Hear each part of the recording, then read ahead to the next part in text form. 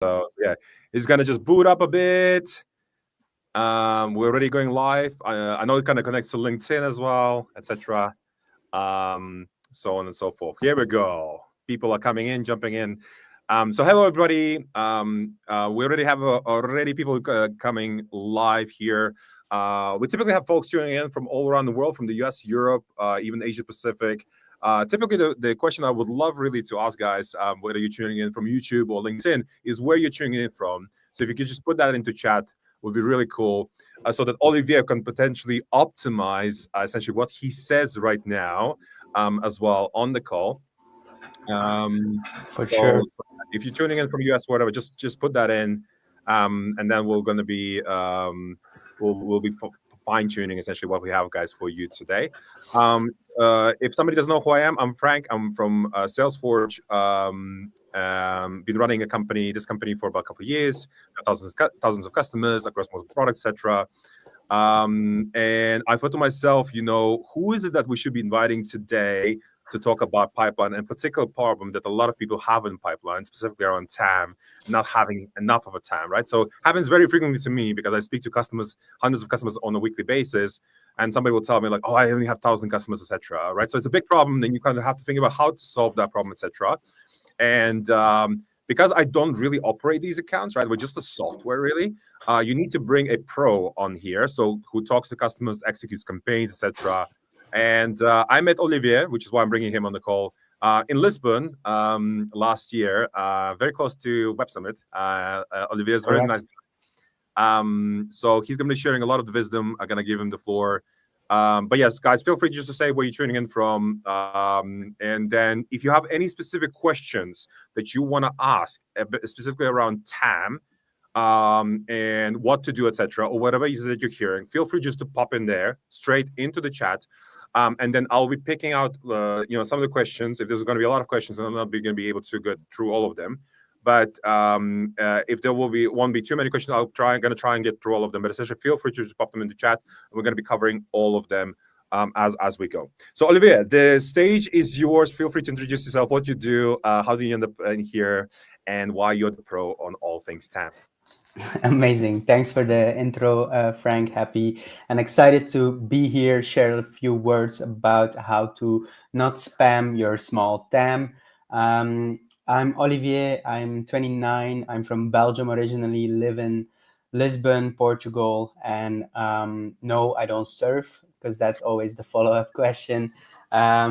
Because I'm always working, so I don't have time to surf. But anyway, I've been obsessed with outbound the last 5-6 years. I've helped multiple tech companies, B2B SaaS businesses in the earlier stage get early traction, find their first 50 customers. And also I help them scale now, basically replacing big SDR teams with automations, technology, and actually smart revenue systems. So that's what we do. We build, design, operate smart revenue systems for B2B SaaS companies, mainly in Europe, honestly, at the moment. Do you have a Lean and specific mean. market, or everywhere in Europe? Everywhere in Europe, most customers right now are in Belgium, Netherlands, Germany, and but always happy to work with people anywhere else. And yeah, we met. I've been a customer of the Forge actually on the infra side. We met in Lisbon, then was doing a talk there about AI in sales at the Plio office. So that was cool. Also because I didn't know you were going to be there. So we shared some food, some drinks there. That was awesome.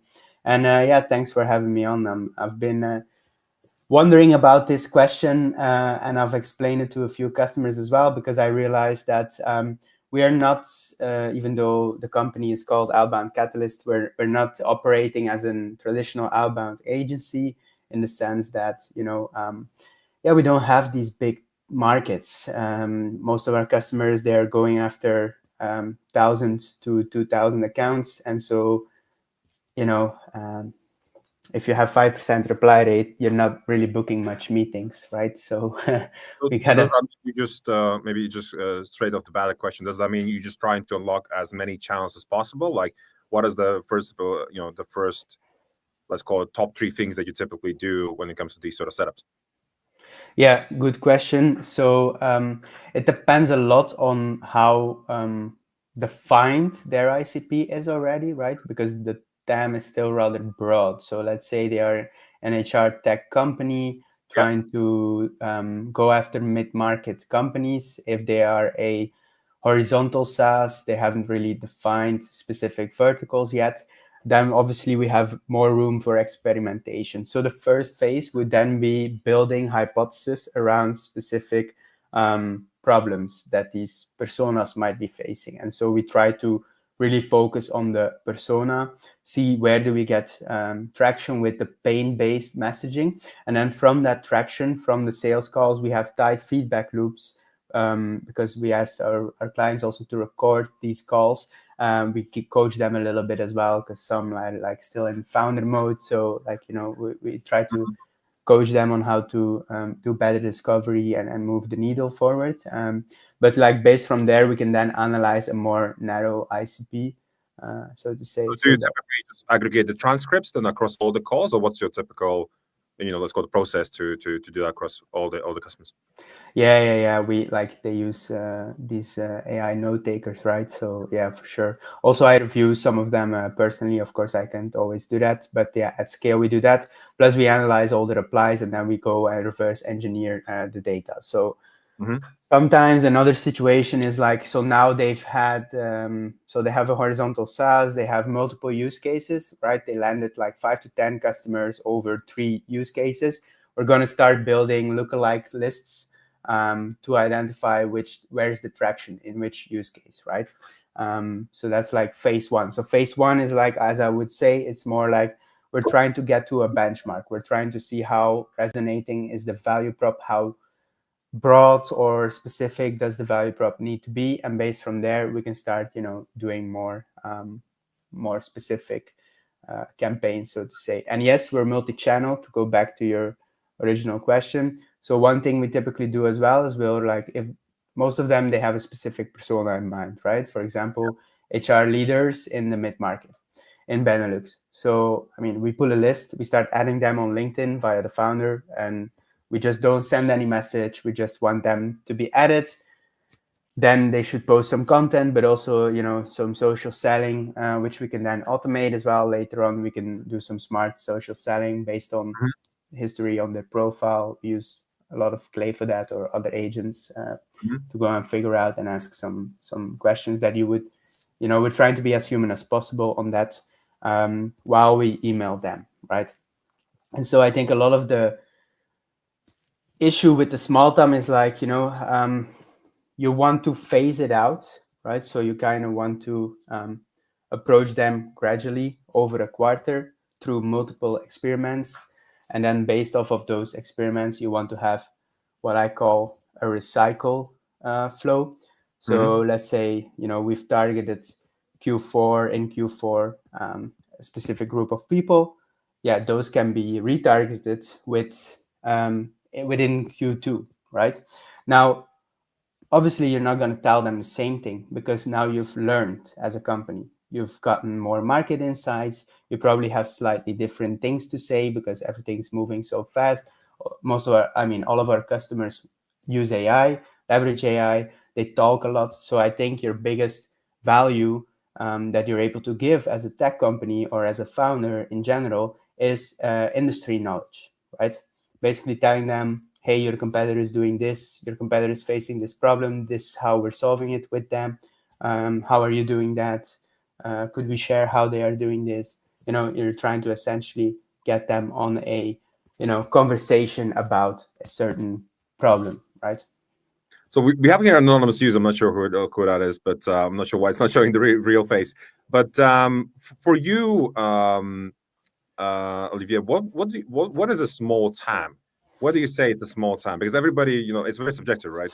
But for you, what Yeah, is a small TAM? What is a big TAM? Where do you change I guess the way you do things? And what is the, what level? Like how many thousands of, I don't know, companies or contacts are we talking here about? yeah, like for sure, less than 5,000 Less than 5,000. accounts is small, right?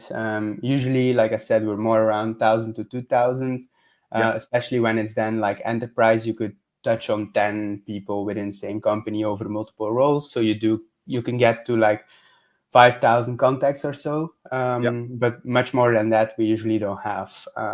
So of course they can expand into other countries, etc.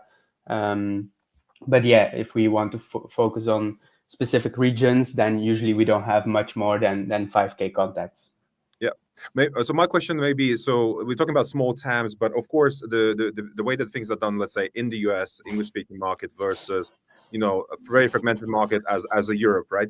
The first thing that comes to mind, potentially you need to do things differently per market, potentially, right? So my first question, like, Yes. do things differently per market, even though like it's already small TAM, different things. So one thing that comes to my mind, like immediately, is language. And I always Mhm. crack a joke, around French people, for example. If you're gonna send, a lot of emails in English, into France, in English, guess what? Your reply rate will be below 1% or close to 1%. You're also gonna get some swear words. How dare you reaching out Mhm. to French? Sorry, in English. And Yeah. then if you're gonna actually write the whole messaging and everything in French, suddenly your reply rate goes through the roof. And people Yeah. want to reply back to you. So I used to run this test literally. I don't speak French, but I sent the gazillions of emails to a lot of French sales leaders, and guess what? They did reply back, and they did want to have a conversation in French. But then I have to apologize that I don't really speak French, and the call will be in English, and they didn't want to have that call in English either. So, Right. so my question to you then is so yeah, so tiny TAM, right? Need to do multi-channel, etc. But also you have these different markets, let's say in Europe, it could be also Asia Pacific. How is it that you would approach that in your line of business when you have to go after different markets? Yeah, super interesting. So usually we need them to have feet on the ground. So I don't recommend selling into France if no one in your team speaks French. Even Okay. if we could write French emails or AI could write French emails, I think with AI they're gonna figure it out. But let's say you get positive replies, like you just said, it's kind of misleading because if you don't speak the language, then you're not going to be able to speak to them either way. So why would you? Like, you're not going to learn anything from that. You're just going to piss people off. So it's not good because at the early days, what you're trying to achieve is brand building, right? So it doesn't make any sense. So yeah, we have customers, German based. The German messaging works way better than the English one across Europe. So I mean, they help us write the copy, right? We Okay. work together with them. We have workshops on how to figure it out, and then we can train the AI model with actual examples, and they can verify the messaging. So that's one thing for sure. Yeah, so they need to have feet on the ground, people who can do the translation and send the actual messaging. Obviously, as you go on, like we do have some insights. For example, French markets, you should, if you go after tech companies, they'll reply in English more and more. One thing that also works if you're in France, people might disagree, but it's just the calling. You can start in French. That's one thing that I used to do as well when I was selling mobility software to car dealers. We did some calling in Germany, and what I did was like I depolled, so I translated the script in German. My German was good enough to be able to say the first three sentences and then say, basically, sorry, I don't know how to continue. Can we speak in English? And then, they would either say yes or no. But on the phone, it kind of works better. So that's definitely also another channel that you need to consider when you want to expand. But I would say having someone who speaks the language is essential if you want to be booking the calls either way. Gotcha. Yeah, so I think I have one question to you, I guess, on the AI models, just generally on in terms of localization. But what has worked for me really well, even though I don't speak the lingo, right? So I would start even the like when you greet a person, I wouldn't say hey, I would actually say bonjour, for example. Yeah. And so this is something that I would do. Like if I'm targeting the French market, I would actually just use the first word in the native mother tongue, and even that can easily increase your reply rates, right? It just looks like it's not automated, even though it is automated, right? Yeah. But it's very not common that you would do something like that. It's typically it comes from good salesmanship essentially when you do things like that. Um, 100%. Yeah, I would on, also add to yeah, that the like localization, like personalized localization or local personalization, whatever. Just pointing out, like for example, they're based in Paris. You say like, "Have you been to the Moulin Rouge or whatever?" I don't know, just yeah, something like that. It could also help indeed, but it's not going to have incremental. it's not going to win you more pipeline. Yeah, but That's I my think it would trigger maybe more replies, right? So I mean, but yeah, if you're doing like tourist destinations, maybe not. I think there was another strategy where you can do programmatically. Naturally, is all around. Maybe I think I remember it was definitely trending for a bit, like restaurant recommendations. Have you checked out this? You know, yeah restaurant, very famous one. Or the craziest thing I think I've seen when it comes to personalization, at scale is what that was definitely like in PS Line. Have you taken this bus route? And it's like a weird bus route. That was the weirdest personalization I've ever seen in my life. And I can imagine doing that in French as well. That would be just very weird. So, yeah guys, I can have a lot of questions for Olivier, but really, I want to grill Olivier on very difficult questions. So I don't want them to come from me. I want them to come from you. There's a lot of people in the crowd right now across YouTube, LinkedIn, etc. Whatever the question you want to ask Olivier, please pop it into the chat, and I'm very likely to ask that question to Olivier. But from my side, just the next one, maybe Olivier, is around AI models themselves, right? yeah So, what are you seeing? Like, what is the models that you want to be using, even like a small, like you say, everybody's using AI. So I assume even for small times, you will be using AI, just trying to do everything you can. Is there something that, hey, so do you need to consider something differently when you use AI models? And then maybe specifically, I guess, for smaller times, is there any, are you more likely to use Claude or more likely to use GPT? Which of them are, what's trending right now, I guess? Yeah, so our current flow yeah, because there's this new model Gemini 2.5 Pro. It's Okay. it's very promising for deep research. But basically, what we do is like so we use Claude as an interface, like chat to Claude, to tell it more about the customer, pull in all the documentation that we get from the customer that we ask the customer to fill in, and yeah, we'll talk with this model, right? So we're gonna train this model, this Claude model, on this customer, and then the Claude will give us the prompt. This prompt will then go into Clay, and then from Clay, we're going to start doing some deep research. For that, we still mainly use GPT-4o. So yeah, and from there, we're actually going to then mainly use the GPT models. So I think the deep research, it's gonna start shifting to Gemini, all those people will start competing about that. For me, there's some rules when it comes to prompts or AI models. It's like one prompt is one task, right? You don't want it to over complexify. I think the thing with smaller TAMs is that you'll most like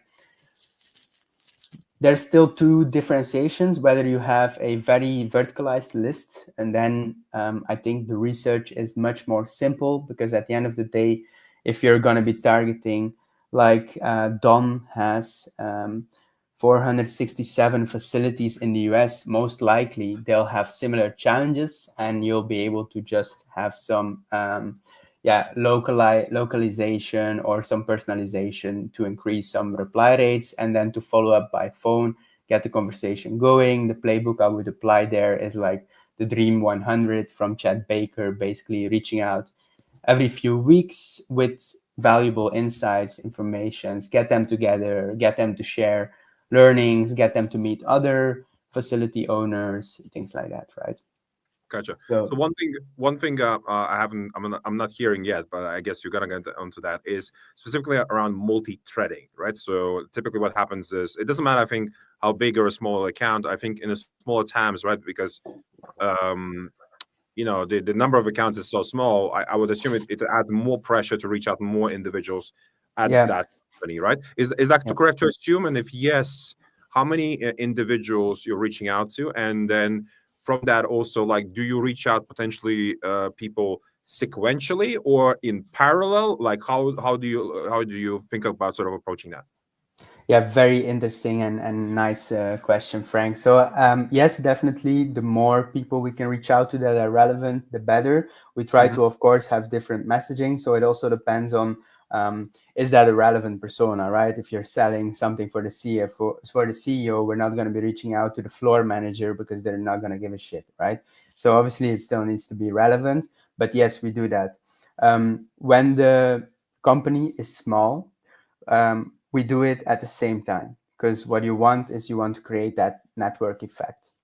One thing that I see across all of our customers, and just from doing 5 years outreach, a lot to mid market, also a lot to enterprise, is they don't reply, but they send the emails around, right?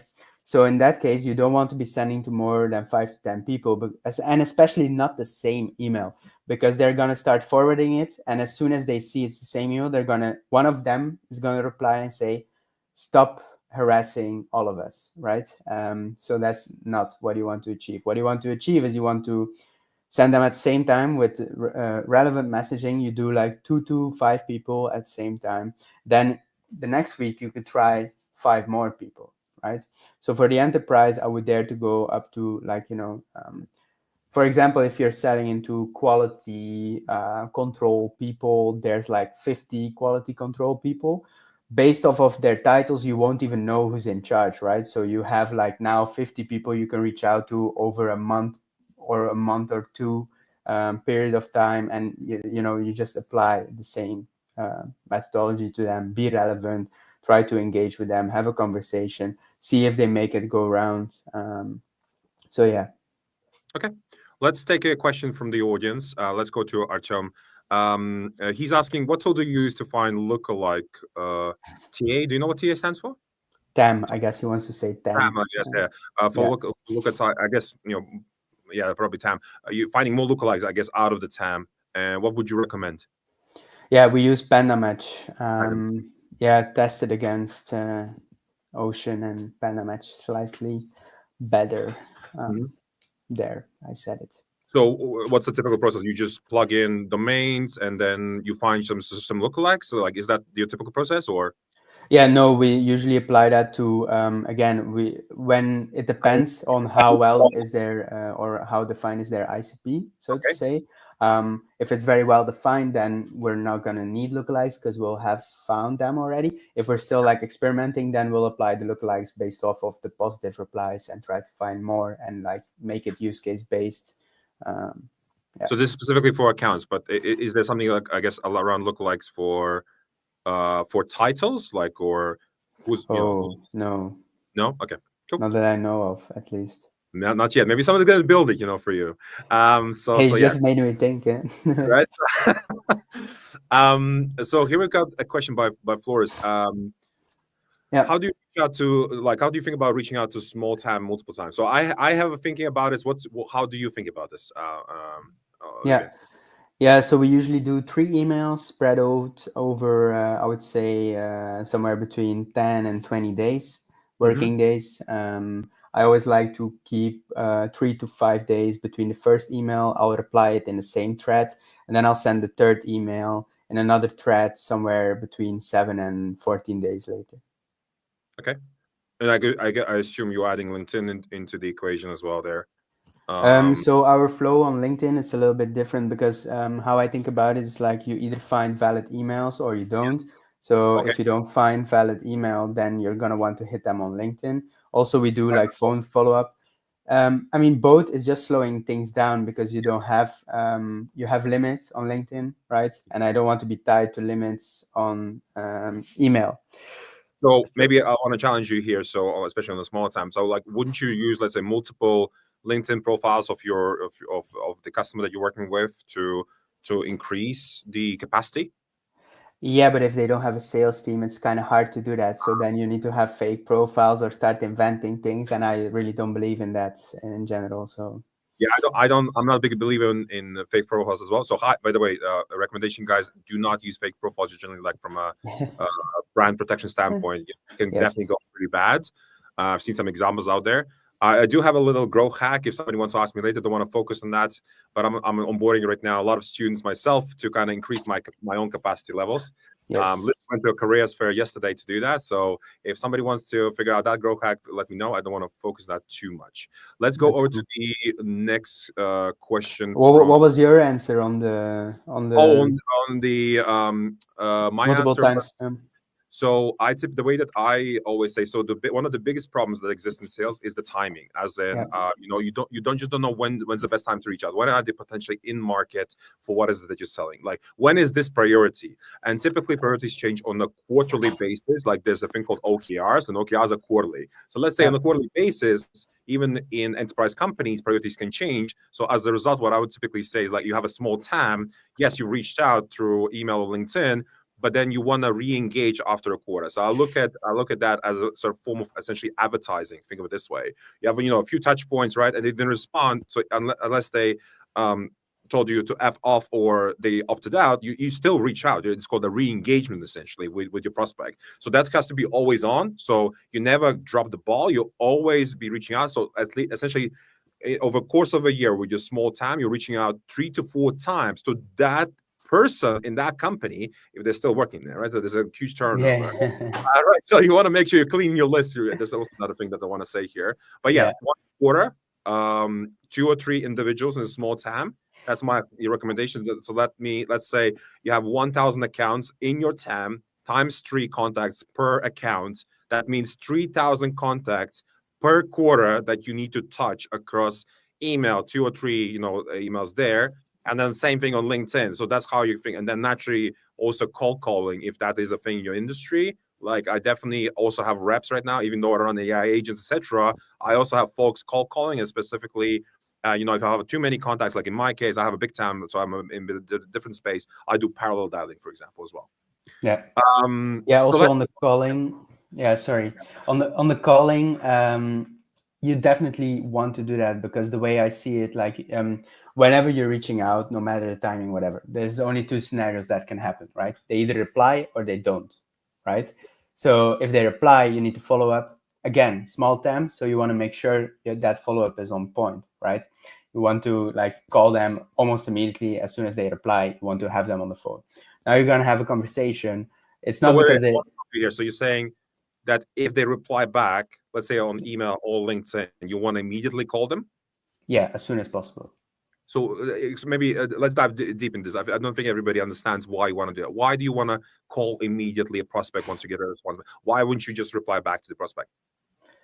Because they're doing their email, right? So as soon as they replied to their email, they're not waiting for a reply. They're going to move on to the next one, right? So some people have these tools like Superhuman. So now your email is gone, it's archived, right? So they're only going to be looking back, especially with executives. That is totally true.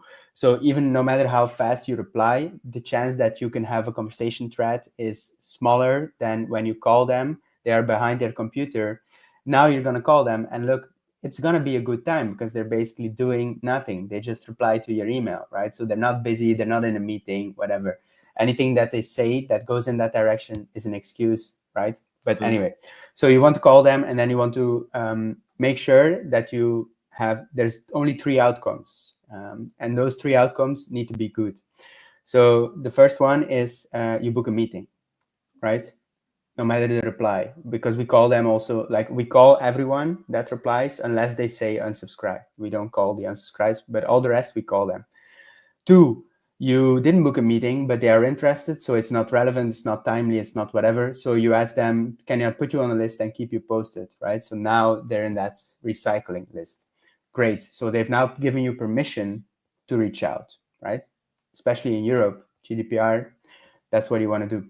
Third, you got more information to go to the right person or to go to power more fast, right? So those are the only 3 outcomes that I want my SDRs to have when they're calling, so that they're not tight, that they're not pushy, that they're not trying to book a call with people who don't want to buy now, who don't want, So I want them to figure out, are they in market now? Okay, great, book them in. If they're not in market, get them interested so we can book them in, because we need meetings the next quarter as well, right? So I would rather have them booking in then next quarter when it's relevant than trying to push now and then fucking it up on the sales call, and then now they're ghosting you.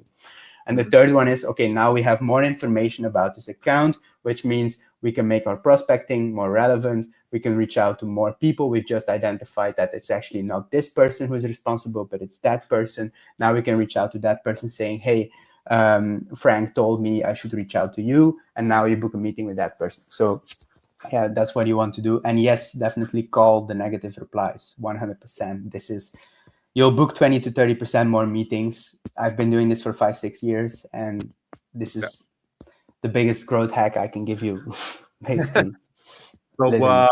we have Vlad here on the screen for a bit. Yeah. So, Sorry. so as well, let's answer Vlad's question. So if UI UX hiring signals cap is at 200 leads a week, does that count as a small tap? If so, how would you do outbound for UX services in that case? Okay. 200 a week. I mean, that's the LinkedIn limit. So I would have an auto connect running there, probably with a connection message saying, hey, noticed you're hiring someone for the UX.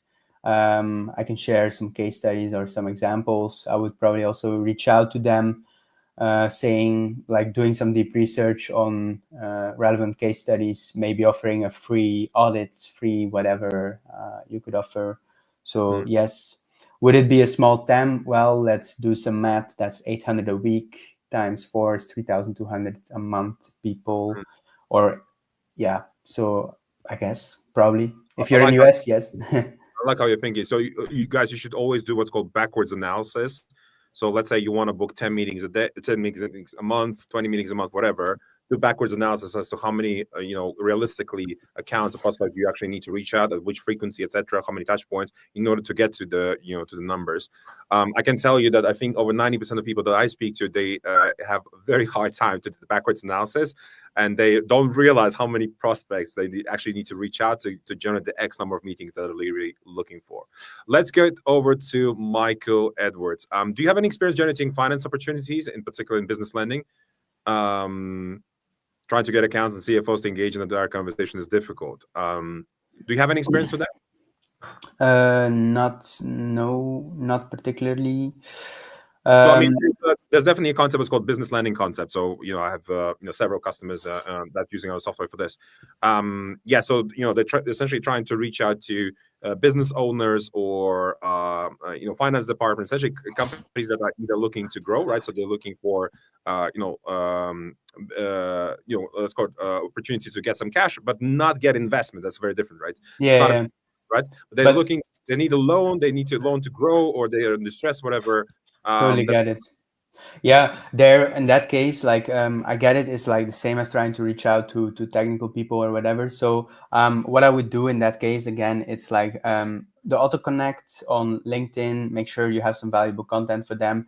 Maybe send them more of a this is gonna sound super weird, but more like marketing messages, as in like kind of unopted in relevant newsletters, like just sharing information. Then I would do the direct outreach to their boss, essentially, to the business owner, and ask, who should I talk to? They're probably gonna, if they're interested, they're gonna refer you to that account, they're gonna refer you to that CFO, and your email will be very simple. Your email will be, hey, John, Frank said we should talk about business lending. Frank is their boss, so they're gonna take the meeting 100% of the time, right? So that's what I like to do if you're trying to target people who aren't really responding, right? You send them the messages directly, where it's like, if you don't reply, I'll keep sending you, basically, right? Because it's just information, it can be relevant, whatever.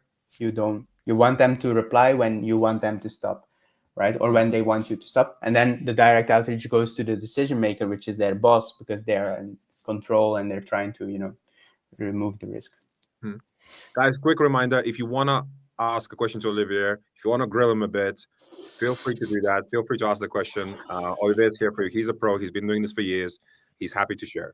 Next question that we have is from a guy named Giannis. Giannis has a question here. What's your approach when TAM is really solid on the company level, but when it comes to digging deep and finding the right decision makers for the pain that you're solving, the product that you have on offer, you're not really finding them. It's very rare. How would you go about this? um, I mean, first thing that comes to mind is probably you need a better data tool. I don't know, why wouldn't there be any relevant decision makers then? So I That think the only thing I can imagine. So let's say again, it has to do with sometimes with localization of fragments and markets. Yeah, yeah, yeah, You go into Germany, and a CEO in Germany is called, for example, Geschäftsführer instead of a CEO. So there are some local nuances to things. Maybe that is one of the reasons. But yeah, typically, if you go through what's called a waterfall enrichment, I would assume you should be able to find the decision makers. It could be that, let's say in some companies, even though I do sales, I have a gazillions of different titles. I have a chief bacon yeah, officer, right? But even though I'm doing sales, right? So yes, you may need to use something like AI researcher, Clayton, whatever you name it, to figure out who is the best person to reach out. And you want to do that not rules based, but programmatically. Programmatically meaning, let's say you have 10 contacts on the account level, right? Small TAM, but you're just not sure, and you don't want to be checking one by one, and neither you want to have rules like VP marketing, whatever. You want to go into each and one of them and say who is most likely to either respond, or for whom is this, out of these 10 yeah. people. And Hmm. it should be rank stack, maybe, I don't know, this Yeah, person is probably the person, or these top 3 people are most likely to engage with, to try and pitch this. yeah. That's probably how I would probably do this. Yeah, makes sense. Anything Maybe else? Yanis, maybe Yeah. Yanis, you can add some more context or like give a concrete example, because I think the question is quite broad still. Because there's probably thousands of things you could do. You could call a general phone number and literally ask them. So yeah, So, yes, kind of recapping, so I know you already mentioned this. Negative reply, yes, you definitely want to be pushing proper people in sales. Like if they say I'm not interested, etc., you can still turn this around, this conversation, right, in many different ways.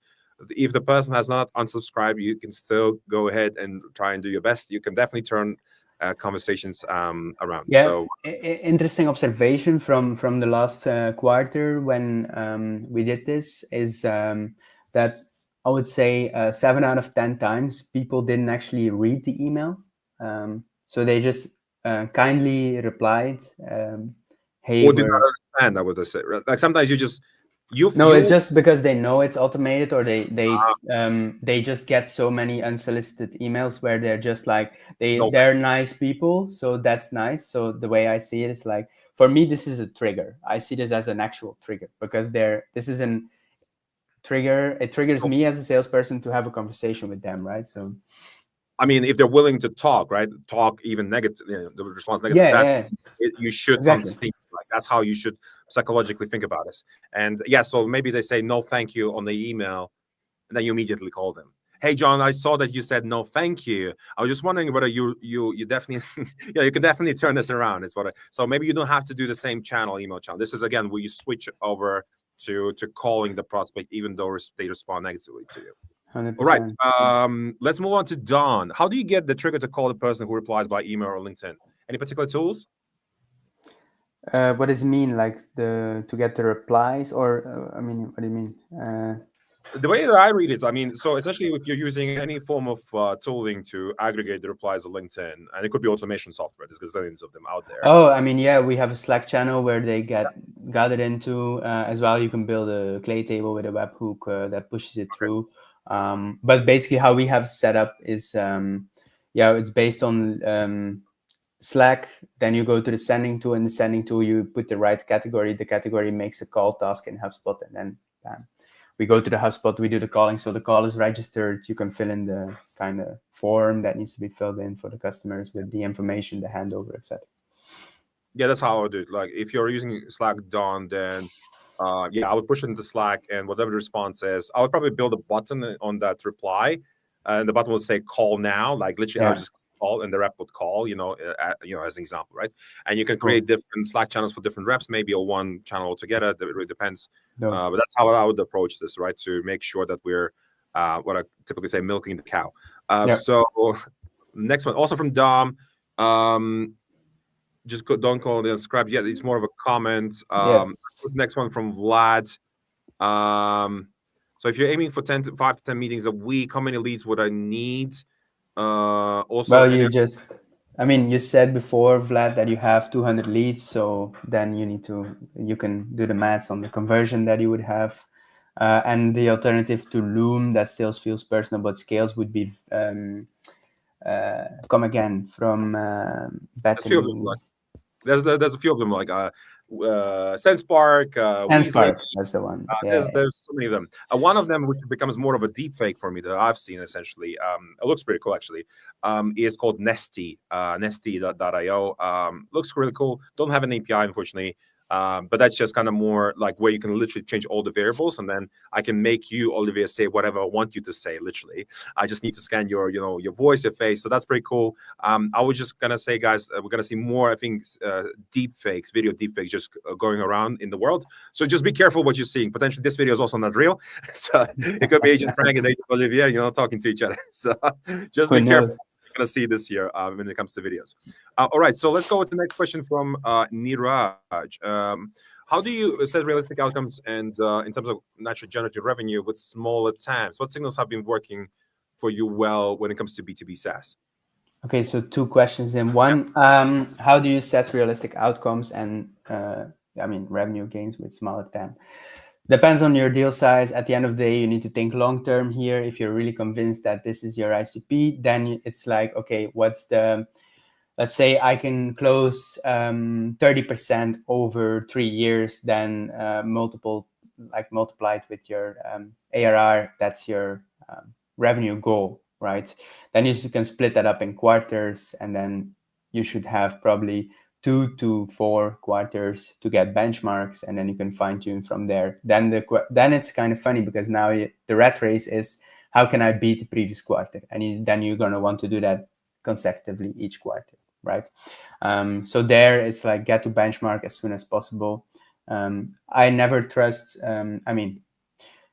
Most customers come to us, they haven't figured out outbound, so we need to figure it out for them. So when they ask me that question, I always say, you're trying to trick me because you're trying to get me to commit to goals that you can't define right now. So we define them by benchmarks. Our standard that we have within our company is like 1 positive reply for every 100 contacted. I'm going to shock some brains here in the outbound space, Frank, if people are listening that are trying to do the same thing. They all want to buy your stuff, man. I also want to have 1 positive for every 100 contacts. Let's go. Yeah. For sales tools, it's actually more like 350 to 300 with a customer of us, but it's also good. And so we aim for 3 to 10 times ROI in terms of pipeline for what they pay us, right?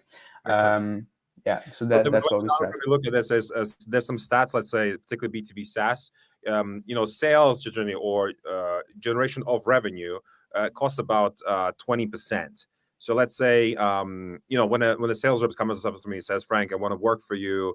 And it's like, how much do you want? How much do you want to get paid? And he's like, I want to have 100K OTE, on target earnings a year. I was like, cool. That means you need to generate for me at least 500K, $500,000 in annual recurring revenue, and I'm happy to pay you then 100K. That ultimately that's how it works. Everything's relative, right? So you want to get paid more, but then you have to deliver more, right? Yeah. But it's a 5x. That means 20% of $500,000 is 100K. That's what I'm going to be paying for in terms of CAC, so cost of customer acquisition. That's another way how you can look at specifically for SaaS, right? Other industries, the things are very different. So because SaaS multiples are relatively high, at least these days, that's how the maths work. There's definitely maths behind there. You can chat GPT actually a bit if you guys interested in how things work. Right, we got a question by John. John Morland. John is asking any strategies for getting to decision makers after someone has replied to a cold email, but they're only one of the decision makers. I guess one maybe question. So when somebody's responding to me and somehow I do manage to get them on the call, like on a smaller TAM, what I typically like to do, and this is just a tip for doesn't matter small TAMs or big TAMs, is to always ask, should anybody else be on this call? Because once you start creating an opportunity or a meeting when there's multiple stakeholders discussing that problem or product, the probability of you closing that deal significantly increases. So that's just something, and you don't have to do that in an email. But again, let's say you got a reply, you call them up, you book them in, and on the call, you're just asking, hey, anybody else should be like, and then they're gonna say, Frank should be on this call, Olivia should be on this call, and you go on LinkedIn, the email address and you don't even ask them. You don't have to ask them for the email address. You should know how to get the email address very fast from these additional stakeholders that should be in the call. And again, the more people that are typically on the call, the higher the likelihood of you closing a deal, guys. So this is just like a little tip on how to make sure just stuff happens, like calls happen, right? Because if the first person that doesn't attend the call, well, there's still person number two, three, four, or maybe that you've invited to the call. So the call is still happening, essentially things are Yeah, progressing. yeah, More people makes in sense. the call means higher success rate typically. Fully agreed. I'm also a fan of not asking any questions you can Google. So I would ask, "Hey Frank, I saw Andreas, or I forgot the name of your co-founder, but basically, yeah, I saw typically when we are doing these kind of calls, we also invite in the co-founder, which you then name. Should he join, or should that be for the next call? I think here also, if one of the decision makers replies to the cold email, just lock it in, get it locked in as soon as possible. It doesn't matter if then you need to have a second call, like you want to have that first call as soon as possible. You can call, you can forward the email saying like, hey, by the way, speaking with your colleague, if you want to join, here's the link, something like that. So yeah. Hmm. Yeah, what we do is like every time when we book a meeting, we get a notification in Slack coming from HubSpot, and then Yeah, we're using what's called N8N automation to figure out, okay, what is this account, what are we selling, and some notes. So we essentially stitch these two data sets, and we have literally a quite Google nice Docs. note under the meeting booked thread, Nice. kind of giving input into the rep, so they're fully prepped. Essentially, how could we Yeah. potentially solve for them? Again, Wow. this is a lot more important when you're having a lot of meetings. So we do hundreds of meetings every single month. So that definitely you need to help reps also prep. But on lower scale, maybe it's Sure. less important. One question that, again, is coming from Vlad: how would you balance the personalization versus automation early on? Should you automate the first message, so you're hiring blah blah blah, or go fully manual at first? Um, Yeah, so I'm a huge fan of you can't automate what you don't know works, but at the same time, it's kind of like if you're just going to be copy pasting manually, then you might as well just automate it, right? So if you're essentially going to be saying the same thing, then you need to automate it because it's going to give you back time. If you want to take the time and go and experiment with stuff, then probably it would be a good idea for you specifically, Vlad, from those 200 you take 100 that you do manually, you automate 100, and then every week you kind of start automating what has worked from those 100 you did manually and see does that scale over time. And then probably you can elude that into 2 or 3 campaigns that you just plug and play, and then it's scalable basically. guys, keep coming. Keep the questions coming. I have few more things on my mind, especially for small attempts. So we talked about the three main channels, right? Email, LinkedIn, and calling. But there's other things that, like these little things that come to mind that you could do. So what comes to my mind is things like, let's say WhatsApp. Like, do you do anything with WhatsApp? That's my first question. Then other things that comes to my mind with small attempts, something around video personalization. So we touched upon that. And then the final thing is like on voice notes. Anything that you would do, particularly on when it comes to smaller times, on all these things. I mean, essentially, people don't do these things typically. Like, do you do these things? Is it something you automate? Do manually? How you go about this? Yeah, so we've done some WhatsApp automation, small tests, didn't really see great results, so kind of didn't But that's for stick you, with right? that. Yeah, for Europe, for Europe. So, Okay. I mean, we already get a lot of reactions lately from people saying, "You call me on my private number. How did you get this number? I'll give you my professional number." Blah blah blah. So I'm kind of like not sure if then WhatsApp automation is the best way to go. And then what was the other one? It's I mean, it's just generally about the other kind of things that you could do. Let's say video Oh personalization yeah. or Hmm. voice notes. Like, is that something that you Yeah, have as part yeah, of your we're plan? yeah continuously trying to experiment with that. We do include videos, especially if the video is, for example, we have one customer, referral software for internal hiring. He made a great video. The video is also on his website. It's like super nice Loom video, 90 seconds, really like as it should be, and we put that in the second email. We get great response to that. So yeah, it works if you can, get the message across. It's nice. It definitely increases reply rates. Um, but generally speaking, I like to keep things as simple as possible. If you can say it in a message, because it kind of, for example, video messages to the enterprise won't work because they will get a banner, don't click any links from foreign, so that doesn't make any sense. So it's also like context wise. um, and yeah, we're trying to run some unscalable things like sending physical mail. Yes, We that's do a good some one. things like that as well. I'm doing it right now, actually. Funny enough. Yeah, nice. Yes, That's nice. Then you I've have a reason to call them, and it's getting tougher with the hybrid work, not knowing will they actually be at the office. One thing you could do is you could call them before and say, "Hey, will you be at the office next week?" Reason why I'm asking, want to send you something about that. Where I'm Frank from the Forge. I'm gonna have their so maybe on this because as we dropped here a little bomb as to direct mail. Oh wow, direct mail. Oh, sounds old school. Guess what, guys? Direct mail can work, but think of it this way. Essentially, a lot of channels are saturated. Email is saturated. You could say LinkedIn is saturated, right? So you have to stand out. You have to personalize different strategies, blah blah blah, right? But what people still are going to offices. People are returning to offices, etc. Right? Especially when you have a small time. I assume these are potentially sometimes big companies. You have high tickets, like you should be definitely doing direct mail, right? And we're right now literally going out last week and this week. We have direct mail campaign going out in the US as a test. The TAM is about 5,000 companies. I think it's addressed to them. It says highly confidential. It's addressed to them. We're sending, and it says something like you have been, I think we're doing something like you have been pre-qualified or something. I can't remember what the head of growth did, but essentially it looks really cool. It says, I'm writing this, signed off by Frank, etc. There's little code, etc. And then we're gonna do follow, right? We're gonna do a bit of cold calling there on top of that, etc. And that's yes, the cost is significantly higher per account, right? Because direct mail isn't cheap. But again, it's a test, right? So something that is not, yeah. this channel is not saturated, right? When was the I don't even remember the last time when I got direct mail where it says highly confidential. And guess who's going to open it? The highly confidential mail. Somebody very important in the company. So again, it depends on the kind of company size and many different factors. But again, it's something for you to play around. If you wonder, what else can I do to penetrate these accounts in my tiny town?